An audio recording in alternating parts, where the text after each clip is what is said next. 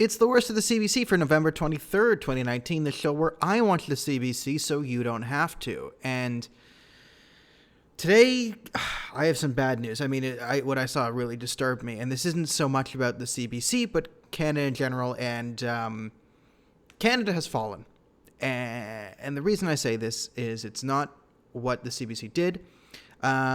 It is an interview with Harjit, our defense minister, about the security threat in China and specifically Huawei after a security conference that has signaled to me, piecing together everything we know about the new cabinet, the new direction of the government, and that particular interview. Our security concerns, Canada is being sold to the Chinese government. It looks like Huawei will make it on the 5G server, and it looks like your data, all your information, all your bank records, everything you have done electronically within a decade, it looks like it is highly probable that it will be owned by the Chinese government, and it will be leveraged against you if they do see fit. So let me just break down what happened. There was an interview at the end of their sort of half-hour loop with Michael Serapko and Harjit, and the new national security advisor to Trump basically came and made a good speech and basically articulated if you let Huawei onto the 5G network, it can be used as a Trojan horse, and then all your data can be taken in by the Chinese. Because if you let Huawei, like the 5G network is very, very open. So if you allow Huawei on it, they're going to be able to get all the sort of data on it. So and we all know that Huawei is basically the Chinese government, and the Chinese government is not to be trusted. This is common sense to anyone in the security field. And Harjit, in response to this, basically dismissed all the claims and gave these sort of vague answers. And I'm going to give full points to Michael Serapko. He went after him pretty hard in this interview.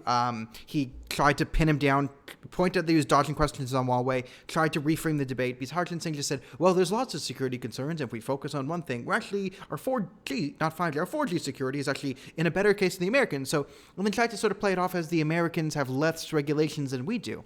And he didn't hit the fact that if you let them on the 5G network, it doesn't matter what regulations you have to trust Huawei. And yes, they're not the only security concern. That's ridiculous, but they are a security concern. So he absolutely refused to say anything. And remember, the Chinese government has taken 2 Canadians hostage over our sanctions enforcing on a Huawei executive.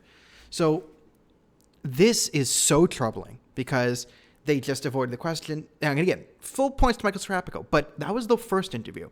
Then I stayed to watch the loop, and when they showed the interview again, they cut out all Michael Serapko's lines. So they just gave this wishy-washy stuff about Harjit and said, oh, here he is talking about security concerns. And it doesn't sound that bad if you just see it without the questions Michael Serapko is answering and you're watching him dodge them. They just kind of strung together all his useless answers, so it just kind of sounds like nothing. But you compare this to the fact that the new foreign minister has called China a stabilizing force in the global world, comes from the Chrétien camp, which is very pro-China, and you have a very, very, very scary situation for Canadians where it looks like all our data will be sold out to the Chinese, and it looks like Trudeau is going all in for a 2-year seat on the Security Council at the UN for no reason. You pair this together with the fact that we're now voting against Israel, which will endear us to the UN.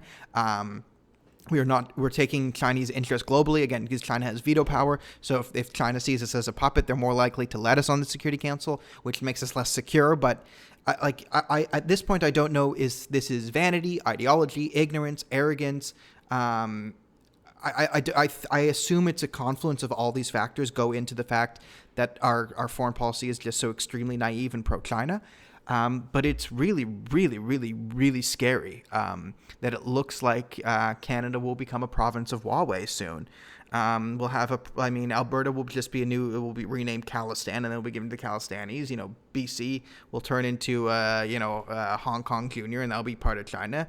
And then who knows what they're going to do with the rest of I joke about these things, but it looks like we're actually going to be sold down the river to the Chinese government. So don't buy a Huawei phone. Huawei phones are going to be a lot cheaper. They're going to be good. And their 5G network is going to be really good. And it's going to be really, really, really cheap. And the reason it's really cheap is the Chinese are making an investment in the fact that they can buy all the Canadian data. So if you love this country, don't buy Huawei.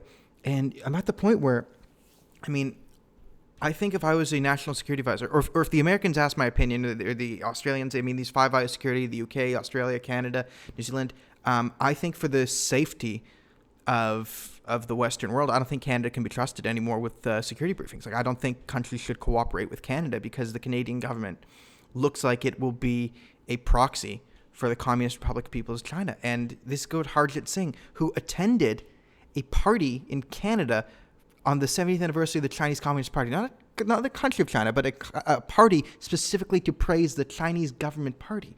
It's really scary. And I think, okay, for biggest omission, this kind of covers the fact that, okay, here's kind of how I said media works on a sort of a media insider baseball thing here. We talked about this interview and then them cutting out Michael Serapicos. So you have a lot of individual journalists. For the most part, the individual journalists, although they might be liberals, are actually trying to do journalism. The problem is when you get up the ladder and you get into the editors' boards and you get up the ladder to the higher ups, right? Then it's when the bias really starts to take hold, where they will cut out Michael Serapicos' good work, and then you just get this thing that kind of dilutes the situation to Canadians, and it sort of whitewashes the misdeeds of our defense minister.